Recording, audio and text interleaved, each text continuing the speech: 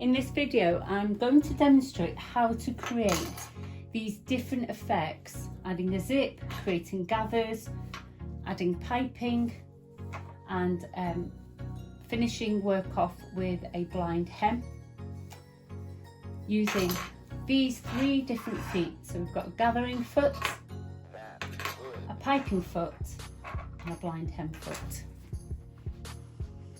This is the Brother M343D lock. It was purchased off Amazon, and it's very similar to all the Brothers Overlockers.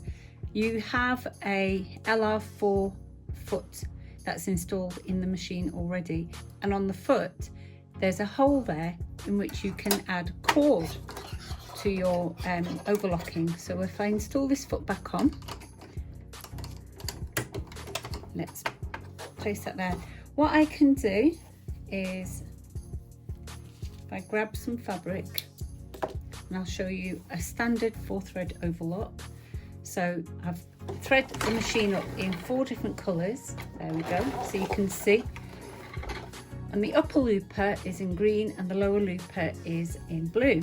So the upper looper, I can see all green threads, and the lower looper, I can see all blue threads. And the overlock sits on the edge of the fabric, ever so slightly off the edge and onto the back. So I just need to loosen the lower looper because it's a little bit too tight. There we go. Okay, so if I now place this into the machine, if I place the fabric into the machine like that, ready, I've got some elastic on a reel here. I'm going to sit that on my lap, and I'm going to insert, the elastic into the hole from the top down and push it to the back. I'm going to place my fabric under the foot.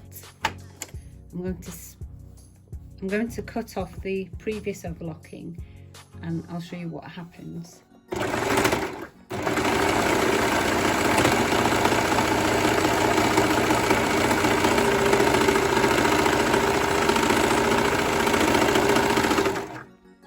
I'm going to finish serging the fabric. What I'm going to do is just lift the needles out, lift the presser foot up, and I'm going to cut this elastic just there and pull it from underneath and serge off like that. Okay, so I've chained off, and if I remove the first set of chain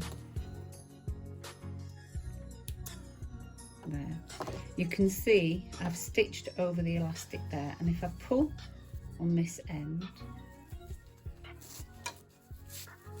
you can create a sort of a shearing effect. You can create a gather like that.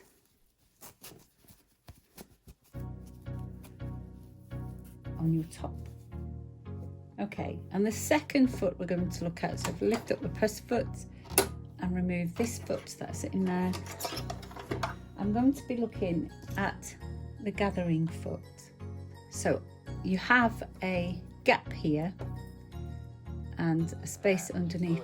So what you do is the feed dogs will gather the fabric, and this fabric that slides on top will stay the same, not be gathered. So you put your bodice top there, for example, or maybe your cushion, and the frill that goes, or the gathered skirt that goes underneath, will go at the bottom. Now, to create a gather on a overlocker, you need to increase the stitch length. Well, not necessarily, but I'm going to. And also I'm going to increase the differential feed. Now that's the important one, right up to the highest, which is 2. So that means the feed dogs are going to be moving twice as far as the ones at the back. So the fabric I'm going to have ready is, so the bodice, or the main part of the cushion, is going to be whatever size I need it to be finished, and then the gathered is going to be twice as big as that. So hopefully This should all gather into that. So let's lift up the press foot and place the gathering fabric underneath and the fabric that stays still on the top. We need the foot up so that the spring that's holding them together is not compressed.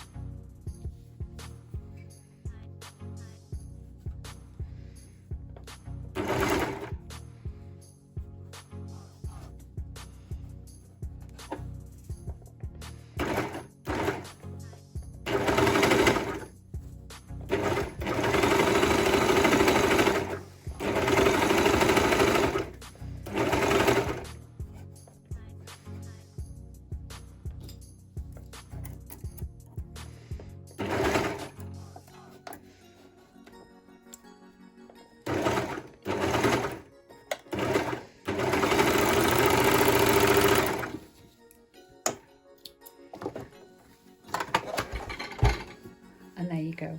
It does take a little bit of practice to get it exactly right, but you will get there with a bit of practice.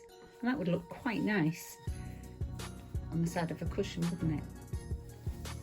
Next foot I want to show you is a piping foot, and you can see on the bottom of the piping foot there's a channel there. Can you see how it's indented?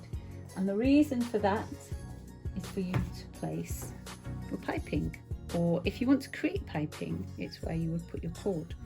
So you would place the cord in there, and then the gap at the top is where you can see your stitching. Now the wonderful thing about a piping foot is you can actually use it with a zip. So you can get an even closer sew to your zip teeth, and you can feel that the zip teeth don't move. So you're more than likely to get a better finish on your zip, and you can get even closer. You need to place that face down.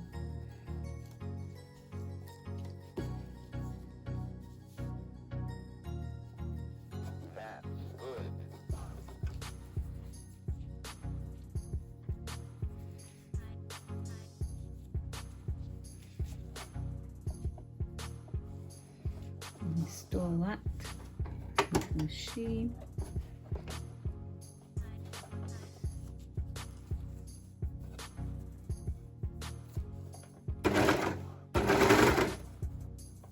You can feel it.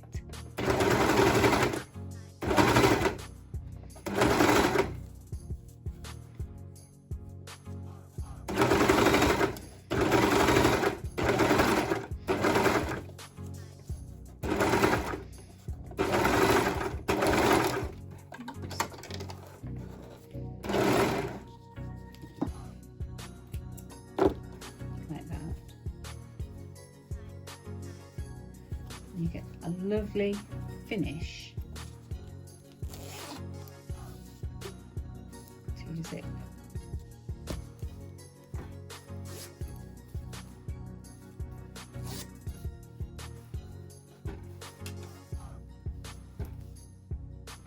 And when you want to do piping with the piping foot, just grab 2 pieces of fabric that can be represented by a cushion. You could use this on collars and cuffs, bags, anything you want. So we've got the 2 layers of fabric here. Lay your piping in there like that, and then just place the other fabric on top. You can tack this into place. Make sure it's right on the edge like that. Lift up the presser foot, get that in.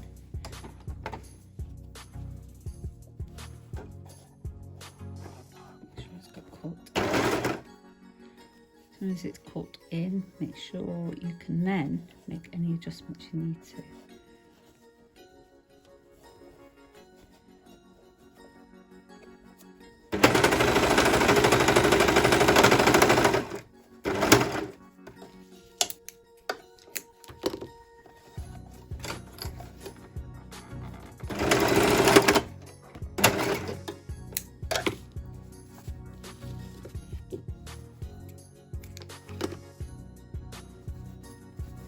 There we go, piping You can get closer with more practice.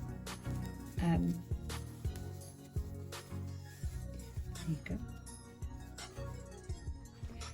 Another foot I want to show you is this blind hem foot. We've got a screw here that moves this white flange across, and what that does, it allows your fabric, when you fold for a hem like that, you want to have a hem going across there onto your fabric. And what you can do then is just fold the main body of your fabric back, and you're left with a sort of a concertina style there, and then you place your fabric inside the machine.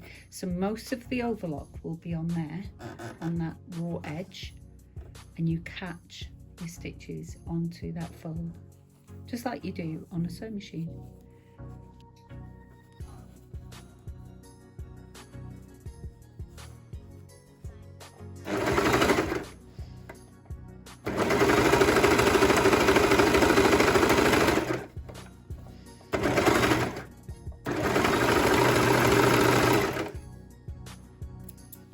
So you're just catching that fold.